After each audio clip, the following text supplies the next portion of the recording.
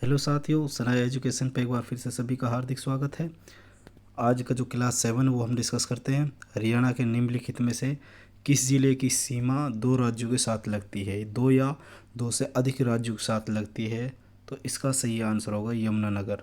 यमुनानगर जो जिला है उसकी जो बाउंड्री जो टच होती है वो होती है उत्तराखंड प्लस उत्तर प्रदेश प्लस हिमाचल प्रदेश। ये तीन जो राज्य हैं इनके साथ ये उत्तराखंड की सॉरी यमुनानगर की जो बाउंड्री है वो टच होती है, सीमा वो छूती है, ठीक है, सीमा लगती है। तो इसका सही आंसर होगा यमुनानगर। क्या होगा? यमुनानगर। अब हम यमुनानगर के बारे में देख लेते हैं। यमुनानगर में जो फेमस किले हैं, एक है बुढ़िया का किला, ठीक है, बुढ़िया का किला। एक है सागौरी किला, सागौरी किला, ठीक है। एक है यहाँ छछरौली का किला। क्या? छछरौली का किला, ठीक है। ये यहाँ किले हैं, ठीक है। तीन किले हो गए यमुनानगर से। अब देख लेते हैं हम एक बार यमुनानगर जो अस्तित्व माया जिला बना, वो बना 1 नवंबर 1989 को। 1 नवंबर 1989 को। इस समय हरियाणा में 4 ज़िले बने थे, जिनमें कैथल, रेवाड़ी, यमुनानगर और पानीपत शामिल था। बाद में पानीपत को दोबारा से करनाल में मिला दिया गया। 24 जुलाई 1991 को दोबारा इसमें मिला दिया गया करनाल में। फिर बाद में 1 जनवरी 1992 को इसको फिर से अलग डिस्ट्रिक्ट, अलग ज़िला बना दिया गया, ठीक है। अब देख लेते हैं हम यमुनानगर के बारे में और देख लेते हैं। हरियाणा की जो सबसे बड़ी शुगर मिल है उसका नाम है सरस्वती शुगर मिल। क्या नाम है? हरियाणा की जो सबसे बड़ी शुगर मिल है उसका नाम है सरस्वती शुगर मिल, ठीक है, सरस्वती शुगर मिल। और ये कहाँ है? ये यमुनानगर में है। कब बनी? 1933 में ये बनी थी सरस्वती शुगर मिल, ठीक है। अब एक चीज़ और मैं आपको डिस्कस कर देता हूँ। हरियाणा की जो सबसे ज़्यादा बाउंड्री टच होती है, सबसे ज़्यादा लगती है, वो लगती है राजस्थान के साथ, ठीक है। सबसे ज़्यादा कितनी लगती है? 1262 किलोमीटर, ठीक है, 1262 किलोमीटर। और सबसे कम लगती है उत्तराखंड के साथ, 11 किलोमीटर, ठीक है।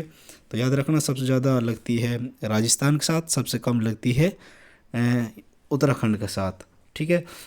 एक क्वेश्चन आ जाता है कई बार, जो राजस्थान है इसे तीनों ओर से महेंद्रगढ़ को घेर के रखा है, ठीक है।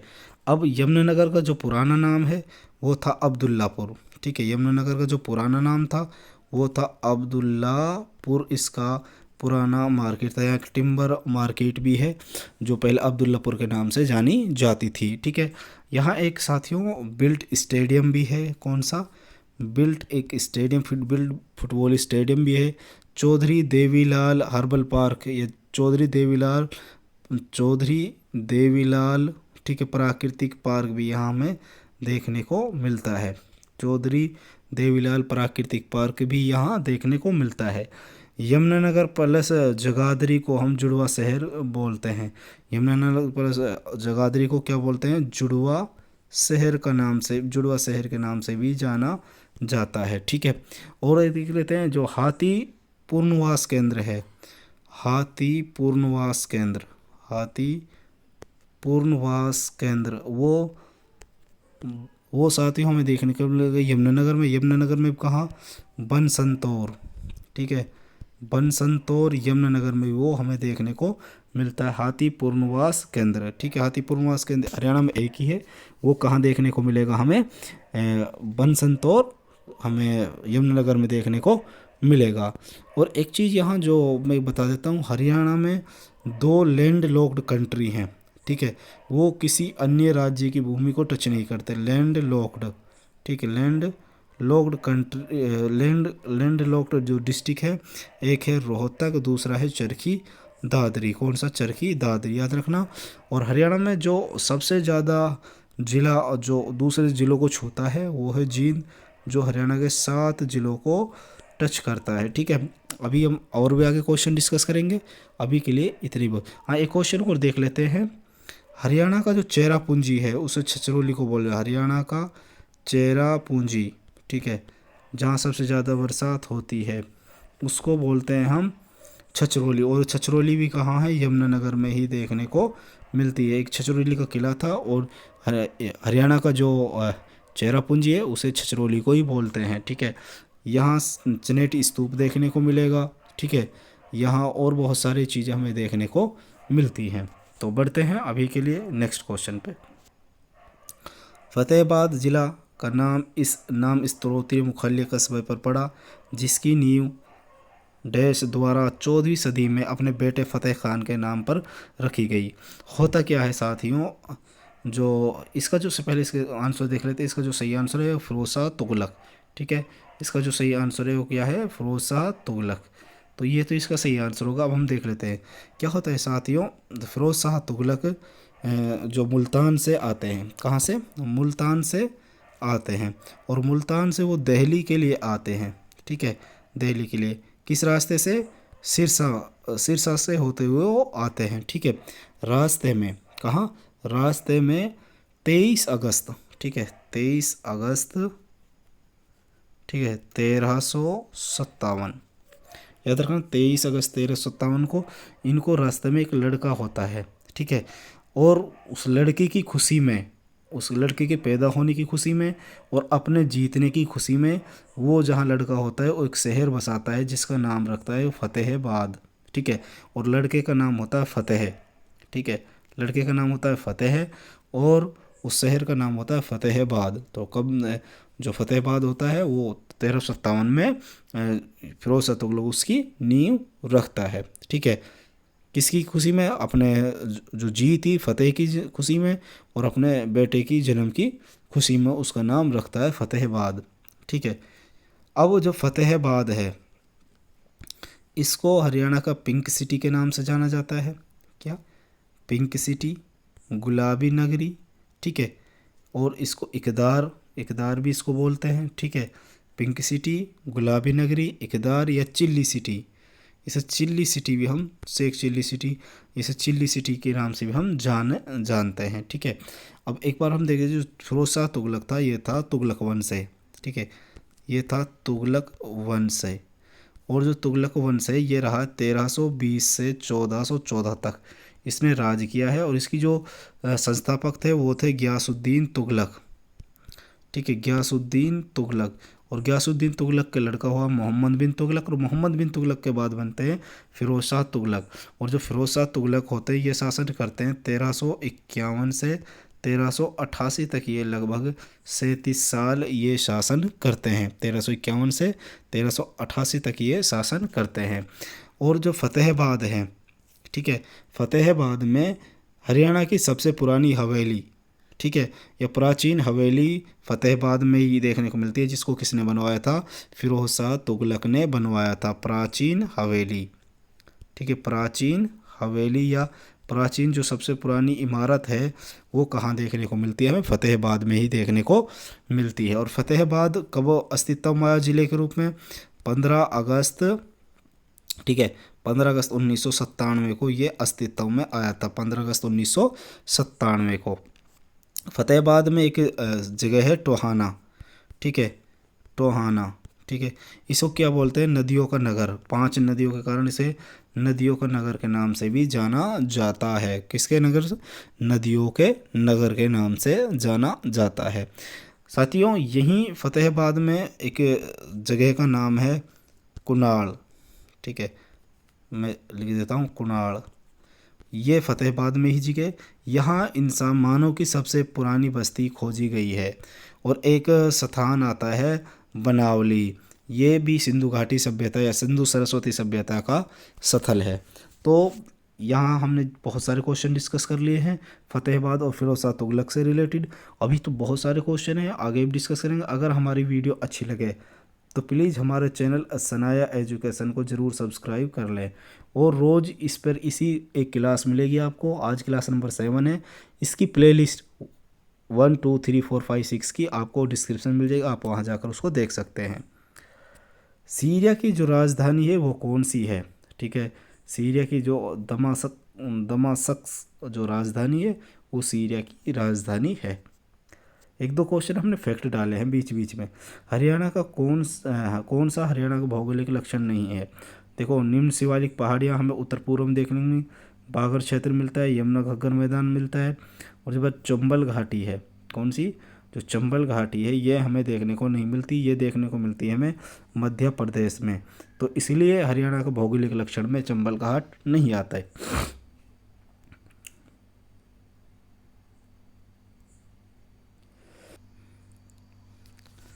हरियाणा में दो राष्ट्रीय उद्यान हैं। इनमें से एक सुल्तानपुर राष्ट्रीय उद्यान है, दूसरा कौन सा है? तो दो नेशनल पार्क है, एक है सुल्तानपुर नेशनल पार्क या सुल्तानपुर राष्ट्रीय उद्यान, दूसरा है कालेसर राष्ट्रीय उद्यान। अब हम देख लेते हैं इनके बारे में। तो पहले हम देख लेते हैं कालेसर जो राष्ट्रीय उद्यान है, इसके बारे में हम देख लेते हैं, ठीक है। और उसके बाद हम देखेंगे सुल्तानपुर राष्ट्रीय उद्यान। जो कालेसर राष्ट्रीय उद्यान है, इसका नाम कालेसर क्यों पड़ा? क्योंकि यहाँ कालेश्वर महादेव मंदिर है। कौन सा है? कालेश्वर महादेव मंदिर, ठीक है, उसके नाम पर ये इसका नाम पड़ा कालेश्वर, ठीक है। और ये नेशनल पार्क कब बना? 8 दिसंबर 2003 को ये नेशनल पार्क बना था। ठीक, दूसरा ये सबसे बड़ा, हरियाणा का सबसे बड़ा नेशनल पार्क भी है। स्थित कहाँ है? यमुनानगर में। कहाँ? यमुनानगर में ये स्थित है, ठीक है। और यहाँ के सबसे जो फेमस चीज़ है वो लाल जंगली मुर्गे, लाल जंगली मुर्गे, ठीक है। मैं लिख देता हूँ, यहाँ का जो सबसे फेमस है लाल जंगली मुर्गे यहाँ के फेमस हैं, यानी कि प्रसिद्ध हैं, ठीक है, लाल जंगली मुर्गे, ठीक है। अब उसके बाद हम देख लेते हैं, ये तो हो गया कालेश्वर जो राष्ट्रीय उद्यान है उसके बारे में। एक बार हम देख लेते हैं सुल्तानपुर राष्ट्रीय उद्यान में, SNP लिख दूँ, सुल्तानपुर नेशनल पार्क, ठीक है। ये कहाँ है? ये साथियों में देखने को मिलेगा हमें गुरुग्राम में। कहाँ? गुरुग्राम में ये हमें देखने को मिलता है। दूसरी बात, ठीक है, ये राष्ट्रीय उद्यान कब बना? नेशनल पार्क बना 1989 में, ठीक है। इसको हम सलीम अली, शॉर्ट में लिख रहा हूँ, सलीम अली नेशनल पार्क के नाम से भी जानते हैं। सलीम अली राष्ट्रीय उद्यान के बारे में भी इसके जानते हैं। इसकी जो क्षेत्रफल है 143 किलोमीटर स्क्वायर इसका क्षेत्रफल हमें देखने को मिलता है। यहाँ का जो सबसे प्रसिद्ध पक्षी है वो है साइबेरियन सारस। साइबेरियन सारस यहाँ का सबसे जो फेमस पक्षी है वो देखने को हमें मिलता है, ठीक है। तो बस आगे बढ़ते हैं। हरियाणा का यह ज़िला 1 नवंबर 1989 को करनाल ज़िला से निकाल गया। 24 यानी कि करनाल ज़िले में से ये ज़िला बनाया गया। 24 जुलाई 1991 को फिर से करनाल ज़िले में मिला दिया गया। 1 जनवरी 1992 को पुनः एक पृथक ज़िला बन गया। ये कौन सा ज़िला है? जो 2 बार ज़िला बना था वो थे सिर्फ पानीपत, जिसे बुनकरों की नगरी के नाम से भी हम जानते हैं। किसके नाम से? बुनकरों की नगरी। अब आ गए पानीपत। अब हम एक बार इसको देख लेते हैं, पानीपत, ठीक है, पानीपत, ठीक है। पहला तो इसको हम किसके नाम से जानते हैं? इसको जानते हैं बुनकरों की नगरी। इसके नाम हम देख लेते हैं, बुनकरों की नगरी। या दूसरा इसको पनपथ के नाम से भी जानते हैं, पनपथ, ठीक है, पनपथ के नाम से भी इसको हम जानते हैं। और तीसरा पानप्रस्थ, पानप्रस्थ के नाम से भी इसको हम जानते हैं। पानप्रस्थ, पनपथ, बुनकरों की नगरी, ठीक है। पेट्रोकेमिकल हब, ठीक है, किसके नाम से? पेट्रोकेमिकल हब के नाम से भी इसको हम जानते हैं। ये तो हो गए पानीपत के नाम, ठीक है। और मैंने बता दिया पहली बार ये जो ज़िला बना था 1 नवंबर 1989 को बना। फिर 24 जुलाई 1991 में इसको मिला लिया गया दोबारा से वापसी। फिर 1 जनवरी 1992 को इसको फिर से ज़िला बना दिया गया। एक बार 1 नवंबर 1989 को, दूसरी बार 1 जनवरी 1992 को इसको ज़िला बनाया गया, ठीक है। अब जो इसमें था, जो यहाँ एक साथियों जो तेल शोधक कारखाना भी हमें यहाँ देखने को मिलता है। पानीपत में तेल रिफाइनरी या तेल शोधक कारखाना जो देखने को मिलता है उसकी जो वो चालू हुआ था 1998 के बाहोली में वो स्थित है। ठीक है। और एक याद रखना, हरियाणा का मिनी औद्योगिक क्षेत्र, देखिए याद रखना, हरियाणा का मिनी औद्योगिक क्षेत्र ये कहाँ है, समालखा में। कहाँ है, समालखा में। आपको क्या करना है साथियों, क्वेश्चनों को राइट डाउन करना है, लिखना है, तभी आपके ज़्यादा याद होंगे। ठीक है। मेरे पास इतने साधन नहीं है कि मैं आपको साफ साफ लिख पाए, बट आने वाले समय में हम इसको इम्प्रूव ज़रूर करेंगे। तो अभी के लिए इतने, अगले क्वेश्चन की तरफ हम बढ़ते हैं। जब 1966 में हरियाणा का निर्माण हुआ तब बंसीलाल सरकार द्वारा दूसरी राज्य की भाषा का दर्जा किसे दिया गया। जो राज्य की राजभाषा है, यानी कि राजभाषा का जो उल्लेख है वो आर्टिकल 343 में हमें देखने को मिलता है संविधान में। ठीक है। अब जो पहली जो भाषा थी वो हिंदी थी, दूसरी थी तमिल। ठीक है। लेकिन दूसरी थी तमिल, लेकिन हुड्डा ने, भूपेंद्र सिंह हुड्डा ने 2010 में, ठीक है, किसने, भूपेंद्र सिंह हुड्डा 2010 में इन्होंने, ठीक है, इन्होंने जो हरियाणा की राज्य की भाषा थी तमिल को हटाकर क्या बना दी, पंजाबी। अब वर्तमान में हरियाणा की दूसरी राजभाषा पंजाबी है, लेकिन पहले तमिल थी 2010 से पहले। ठीक है। उस समय जो बंसीलाल ने तमिल बनाई थी, लेकिन आज कौन सी बनाई है, पंजाबी, जो हरियाणा की राजभाषा को घोषित कर दिया गया है, ये वर्तमान में है। तो बढ़ते हैं, अभी के लिए इतने इस क्वेश्चन में, बढ़ते हैं क्वेश्चन नंबर नेक्स्ट की तरफ। मोहम्मद गौरी ने पृथ्वीराज चौहान को निम्नलिखित में किस स्थान पर आया। मोहम्मद गौरी और पृथ्वीराज चौहान के बीच 1191 और 1192 में दो युद्ध हुए थे। तरावड़ी का प्रथम युद्ध, तराइन का प्रथम युद्ध या तराइन का द्वितीय युद्ध। प्रथम युद्ध में तराइन के, मैं यहाँ पहले उत्तर दे देता हूँ, तरोरी, क्या बोलते हैं इसको, तरोड़ी आ जाए, तराइन आ जाए या तरावड़ी आ जाए, ये तीनों एक ही नाम है।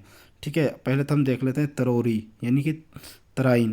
पहला हुआ था 1191 में, किस किस के बीच, पृथ्वीराज चौहान और मोहम्मद गौरी के बीच, जिसमें मोहम्मद गौरी की हार हुई, पृथ्वीराज चौहान की जीत हुई। फिर हुआ था 1192 तराइन का द्वितीय युद्ध, इसमें पृथ्वीराज चौहान की हार हुई और मोहम्मद गौरी की इसमें जीत हुई। ठीक है। तो याद रखना, यहीं से फिर दिल्ली सल्तनत जो हमें देखने को मिलती है, गुलाम वंश देखने को मिलता है, यहीं से बाद में उभर कर आता है। तो याद रखना, तो तराइन का तरावरी ये हरियाणा में ही, करनाल में स्थित है। वर्तमान में हरियाणा राज्य में राष्ट्रीय राजमार्गों की संख्या, ये ऑप्शन पुराने हैं। जो वर्तमान में राष्ट्रीय राजमार्गों की संख्या है वो है 34। कितनी, 34। ठीक है। 34 राष्ट्रीय राजमार्ग हैं जिनकी लंबाई 2484 किलोमीटर स्क्वायर है। ठीक है, 2484 किलोमीटर। ठीक है। तो 34 राष्ट्रीय राजमार्ग हैं। तो याद रखना 34। भाई ये इसका आंसर नहीं है, फिर मैं बता देता हूँ, ये इसका आंसर नहीं है। इसका आंसर है 34 राष्ट्रीय राजमार्ग हैं अभी वर्तमान में हरियाणा में। ठीक है। जिनकी लंबाई 2484 किलोमीटर है। तो याद रखना, हरियाणा की पहली सशस्त्र बल तैयारी संस्था में स्थापित की जाएगी। ठीक है। कौन सी संस्था में स्थापित की जाएगी। ठीक है। तो साथियों, इसकी जो आपको आंसर कमेंट सेक्शन में देना है। कुछ क्वेश्चन हैं जिनका आंसर आपको कमेंट सेक्शन में देना है। ठीक है। आपको उत्तर नहीं देखना है, मैं इसको थोड़ी जल्दी करूँगा, फिर आप। हरियाणवी लोक कथाओं के अनुसार गोगा पीर को रक्षक माना जाता है। किसको, गोगा पीर को सर्प रक्षक माना जाता है। किसका माना जाता है, सर्प का। महाराणा प्रताप के ऐतिहासिक युद्ध में मुगलों के खिलाफ लड़े। देखो एक युद्ध हुआ था, हल्दी घाटी का युद्ध। ठीक है। इसका आंसर होगा हल्दी घाटी। मैं एक बार बता देता हूँ, हल्दी घाटी का युद्ध हुआ था। ठीक है। और ये जो युद्ध हुआ था साथियों, ये युद्ध हुआ था 18 जून। ठीक है, 18 जून। ठीक है, 18 जून 1576 में ये युद्ध हुआ था। और किस किस के बीच, महाराणा प्रताप और अकबर के बीच। बट अकबर की तरफ से इसमें से मान सिंह और आसफ खां लड़े थे। मान सिंह और आसफ खां। ठीक है, महाराणा प्रताप के विरुद्ध अकबर की तरफ से ये लड़े थे। और इसमें जो हार हुई, इसको देखो सही निर्णय तो नहीं निकला, बट इतिहासकार मानते हैं कि इसमें अकबर की जीत हुई। और इसी युद्ध में जो महाराणा प्रताप का जो घोड़ा था, प्रिय घोड़ा चेतक, वो जख्मी हो जाता है और लास्ट में वो जख्मी होकर उसकी मृत्यु हो जाती है। उसका नाम था चेतक। और इसी में युद्ध में एक महाराणा प्रताप का हाथी था जिसका नाम था राम प्रसाद, उसको भी अकबर की सेना पकड़कर ले जाती है। तो याद रखना, हल्दी घाटी का युद्ध हुआ था महाराणा प्रताप और अकबर के बीच। अकबर की तरफ से लड़े थे मान सिंह और आसफ खान। ईस्वी पूर्व 487 में प्रथम बौद्ध समिति राजगीर में हुई। 483, ठीक है, 483 बौद्ध समिति राजगीर में हुई। इसकी अध्यक्षता किसने की? तो इसकी जो अध्यक्षता की गई थी वो की गई थी महाकश्यप द्वारा। इसका जो सही आंसर होगा वो महाकश्यप के द्वारा इसकी अध्यक्षता की गई। ठीक है, अब मैं एक बार इनके सबको बता देता हूँ। इसका आंसर ये गलत है, महाकश्यप है। देखो, प्रथम, द्वितीय, तीसरी और चौथी। ठीक है, पहली जो साथियों हुई थी 483 में, दूसरी 383 में, तीसरी हुई थी 255 में और दूसरी हुई थी फर्स्ट ईस्वी शताब्दी में, फर्स्ट ईस्वी पूर्व में। ठीक है, अब जो पहली हुई थी इसकी जो हुई कहाँ थी? ये हुई थी राजगृह में। कहाँ? राजगृह। ठीक है, ठीक है। दूसरी हुई थी वैशाली, तीसरी हुई थी पाटलिपुत्र, ठीक है, और चौथी हुई थी कुंडलवन कश्मीर। कुंडलवन कश्मीर, इसको इस तरीके से याद कर सकते हैं, राव पाकू। रा से राजगीर है, देखो मैं एक बार बता देता हूँ, इसको याद कर सकते हैं, राव पाकू। ठीक है, राजगीर, वैशाली, पाटलिपुत्र और कुंडलवन। पहली हुई थी 483, 383, 255 और एक शताब्दी। इस तरीके से हम याद कर सकते हैं। अब जो पहली किसके शासनकाल में हुई? पहली हुई थी अजात, देखो ठीक है, अजात शत्रु, पहली हुई थी अजात शत्रु के शासनकाल में। ठीक है, अजात शत्रु। दूसरी हुई थी काला अशोक के शासनकाल में, काला अशोक। ठीक है, तीसरी हुई थी अशोक के शासनकाल में। ठीक है, और चौथी हुई थी कनिष्क के शासनकाल में। तो एक यानी कि अजातशत्रु, काला अशोक, अशोक, कनिष्क। ठीक है, ये हो गया। अब इनकी जो अध्यक्षता की थी, वो पहली की जो अध्यक्षता की थी वो की थी महाकश्यप ने। मैं लिख दूँ महाकश्यप। ठीक है, दूसरी जो हुई थी सबाकामी, क्या? सबाकामी के उसमें। ठीक है, तीसरी हुई थी मोखली पुत्र गोसाल, मोखली पुत्र गोसाल। ठीक है, जो आजीवक संप्रदाय के भी जिसके संस्थापक रहे हैं। और चौथी हुई थी जो कनिष्क के समय हुई थी कुंडलवन कश्मीर में, वासुमित्र। किसकी अध्यक्षता में? वासुमित्र की अध्यक्षता में।